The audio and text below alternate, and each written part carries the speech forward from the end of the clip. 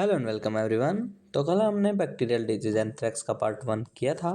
तो पार्ट 1 में हमने देखा था सबसे पहले सिनोनिम्स, उसके बाद aetiology, transmission, host affected, pathogenesis and clinical sign. ये सभी हमने पार्ट 1 में कवर कर लिए थे। अगर आपने पार्ट 1 नहीं देखा है तो आप पहले उसको देखिए।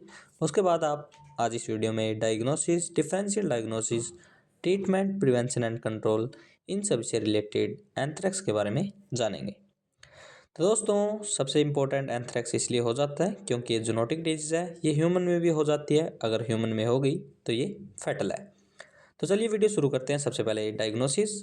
तो कैसे आप इसे डायग्नोस करेंगे, सबसे पहले उसकी बात करते हैं। तो आप इसे आइसोलेट और आइडेंटिफाई कर सकते हैं, लेकिन आपको ध्यान रखना है जूनोटिक होने की वजह से आप इसमें हिमेटोलॉजिकल या ब्लड केमिस्ट्री ना ही करें। तो आप इसे क्लिनिकल साइन से पता कर सकते हैं। क्यों पता कर सकते हैं? क्योंकि पर एक्यूट एंड एक्यूट कंडीशन देखने को मिलती है। एक रिएक्शन होती है मैकफाइडन रिएक्शन। इसमें आप क्या होता है, जैसे आप कोई भी स्मीयर बनाते हैं उसके लिए आपको स्टेन चाहिए होती है। इसमें स्टेन यूज होती है मिथाइलिन ब्लू।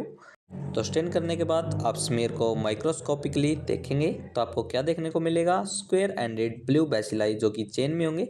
उसमें जो कैप्सूल होगा वो होगा मेटाक्रोमेटिक पिंक कलर का। तो ये दोस्तों मैकफाइडन रिएक्शन होती है, मोस्ट इंपॉर्टेंट होती है, पेपर में पूछी जाती है।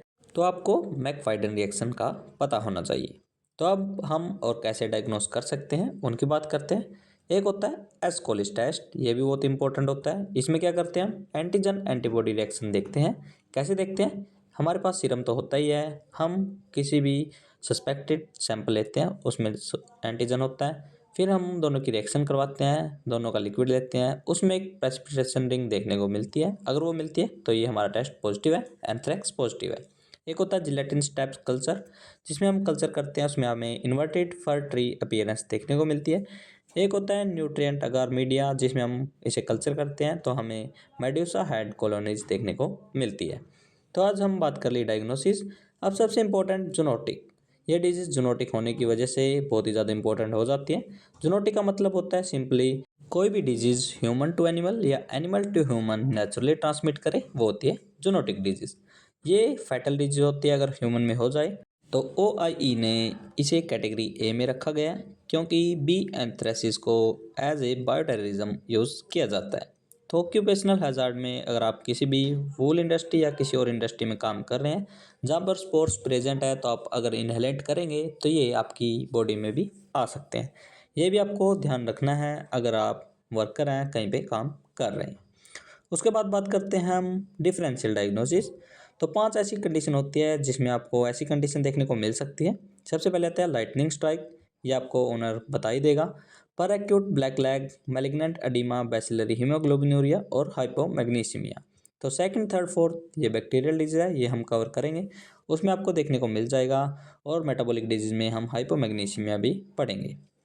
अब बात करते हैं ट्रीटमेंट की। तो दोस्तों, जैसे आपको पता है पर एक्यूट और एक्यूट कंडीशन में देखने को मिलता है, तो बहुत ही जल्दी इसमें डेथ देखने को मिल जाती है।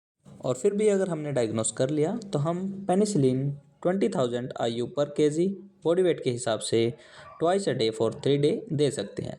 और हम स्ट्रिप्टोमाइसिन, ऑक्सीटेट्रासाइक्लिन और एंटीसीरा जो कि होता है इसका, लेकिन ज़्यादा एक्सपेंसिव होता है इसलिए यूज़ नहीं करते।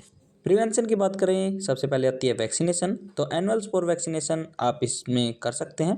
तो इसमें क्या होता है? Unencapsulated avirulent glycerol added live spore containing strain of bacillus anthracis. तो दोस्तों, इसमें जो एडजुवेंट होता है वो होता है मोटानाइड। और आप जो ये वैक्सीनेशन है ये डिजीज फ्री और आउटब्रेक की कंडीशन में दे सकते हैं। कैटल सिप कोट में 1 ml, कोडल फोल्ड में, एलिफेंट हॉर्स में 1 ml सब कट। इसकी बूस्टर आप 3 ml सब कट लगा सकते हैं 1 मंथ के बाद, और फिर आप इसे एनुअली यूज़ करेंगे। तो प्रिवेंशन हो गया। बात करते हैं सबसे इंपॉर्टेंट कंट्रोल की। तो जैसे आपको पता है जूनोटिक है तो आपको जो एंथ्रेक्स का कार्कस होता है उसे ओपन नहीं करना है। कोई भी नेचुरल ओरिफिस होती हैं जहाँ से ब्लड आ रहा है उसे आप प्लग कर देना। उसके बाद जो कार्कस है उसे डिस्पोज करना है बाय बर्निंग और डीप बरियल।